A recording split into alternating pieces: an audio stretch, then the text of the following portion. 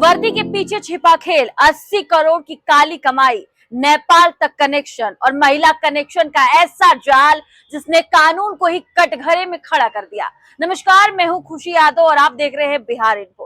किशनगंज के पूर्व डीएसपी गौतम कुमार आज एक ऐसे मामले के केंद्र में हैं जिसने बिहार की प्रशासनिक व्यवस्था को हिला कर रख दिया है।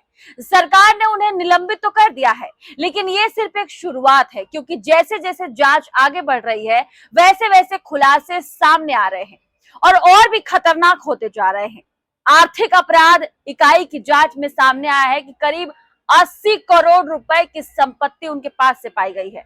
जरा सोच कर देखिए, एक सरकारी अधिकारी जिसकी आमदनी सीमित होती है, वो 80 करोड़ तक कैसे पहुंच गया?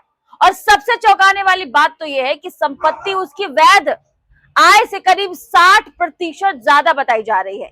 मतलब बिल्कुल साफ है कि कहानी में कुछ बहुत बड़ा छिपा हुआ है। ये मामला सिर्फ एक शहर तक सीमित नहीं है। जांच में यह भी सामने आया है कि किशनगंज, पूर्णिया, सिलीगुड़ी, फारबिसगंज और नेपाल सीमा तक कनेक्शन है।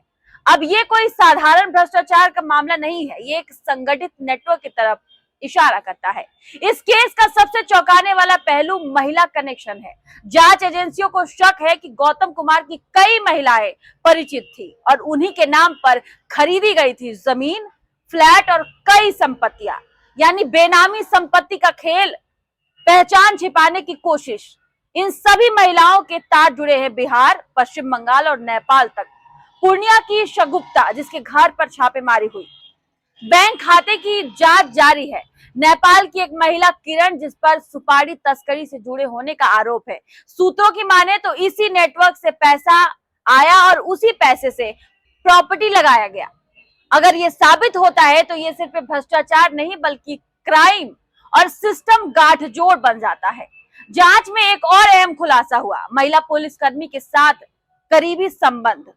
अब सवाल ये उठता है कि क्या उनके घर, उनके नाम पर जो संपत्ति खरीदी गई है, अगर ऐसा हुआ है तो ये मामला और भी गहरा हो जाता है। सोशल मीडिया पर एक नाम खूब वायरल हो रहा है, वो नाम है पारो का। कहा जा रहा है कि नौकरानी है और करोड़ों की मालकिन है, लेकिन जांच में सच्चाई क्या है ये निकलकर जल्द सामने आएगी।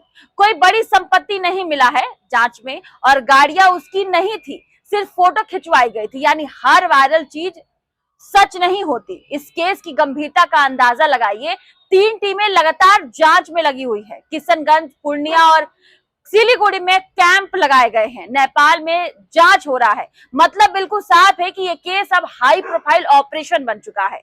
जो 80 करोड़ सामने आया है वो सिर्फ एक शुरुआती आंकड़ा हो सकता है। जांच एजेंसियों को शक है कि असली संपत्ति इससे कई ज्यादा है। कई बेनामी संपत्तियां अभी छिपी हो सकती है। अब सवाल बहुत सीधे तरीके से कि क्या ये सिर्फ एक डीएसपी का मामला है या इसके पीछे पूरा नेटवर्क काम कर रहा था? क्या और बड़े नाम सामने आएंगे? अगर एक अधिकारी इतनी बड़ी संपत्ति बना सकता है तो सवाल सिर्फ उस पर नहीं, पूरे सिस्टम पर उठता है। निगरानी कहां थी? जवाबदेही कहां थी? और सबसे अहम सवाल, क्या सिर्फ ये एक शुरुआत है या आने वाले दिनों में और बड़े चेहरे बेनकाब होते हुए दिखाई देंगे? उम्मीद करती हूँ आपको हमारा वीडियो अच्छा लगा होगा। ऐसे मामलों की सच्चाई सामने आनी चाहिए, तो इस वीडियो को जरूर शेयर कर दीजिएगा और अगर वीडियो अच्छा लगा हो तो चैनल को सब्सक्राइब जरूर।